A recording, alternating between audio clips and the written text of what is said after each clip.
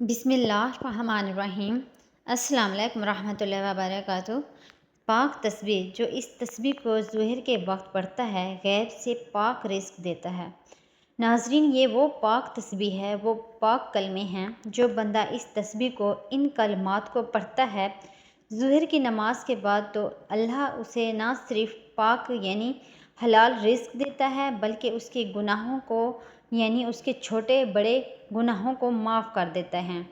اس تسبیح کو پڑھنے سے اللہ اس کے درجات کو بلند کرتا ہے، یعنی دنیا اور آخرت دونوں میں اللہ اسے بلند مقام دیتا ہے۔ یہ وہ پاک تسبیح ہے جو آپ کی دنیا کی فکروں کو بھی دور کرے گی اور آخرت کی پریشانیوں کو بھی دور کرے گی۔ یہ وہ تسبیح ہے، جب کوئی بندہ اس تسبیح کو پڑھتا ہے اللہ اسے پاکیزگی عطا فرماتا ہے، وہ بندہ گناہوں سے نفرت محسوس کرتا ہے۔ یعنی جو تسبیح ہے جو آپ کو گناہوں سے دور کرے گی، آپ کی اچھائی کی طرف، اچھا کاموں کی طرف مائل کرے گی۔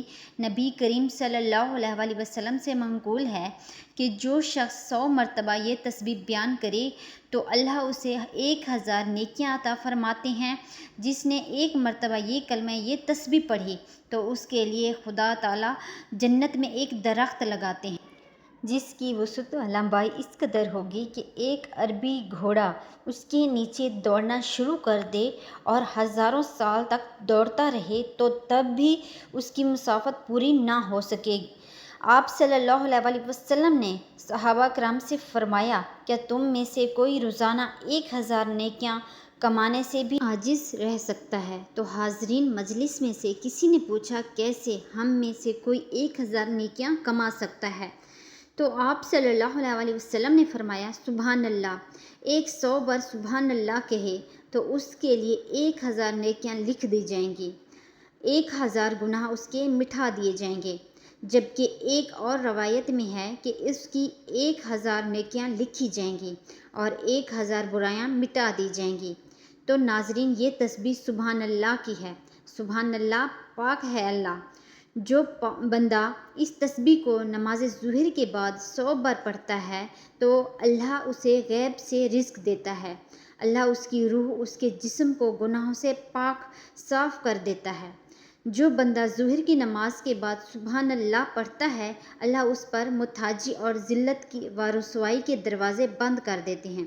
ویسے تو یہ تسبیح ہر نماز کے بعد پڑھی جاتی ہے، لیکن ظہر کے بعد اس تسبیح کو لازمی پڑھیں۔ جب بھی ظہر کی نماز پڑھیں اول و آخر درود پاک پڑھ کر اس پاک تسبیح کو یعنی سبحان اللہ وہ 100 بار پڑھنے کا معمول بنا لیں۔ انشاءاللہ اس کی برکت سے اللہ آپ کو ایمان کی موت دے گا۔ اللہ آپ کو اور آپ کی اولاد کو اور آپ کے گھر والوں کو عافیت میں رکھے گا، یعنی ہر طرح کی برائی سے، گناہوں سے آپ کی حفاظت کرے گا۔ اس تسبیح کو پڑھنے سے جو حاجتیں ہوتی ہیں وہ پوری ہوتی ہیں۔ تو آپ ظہر کے وقت اس عمل کو لازمی کریں۔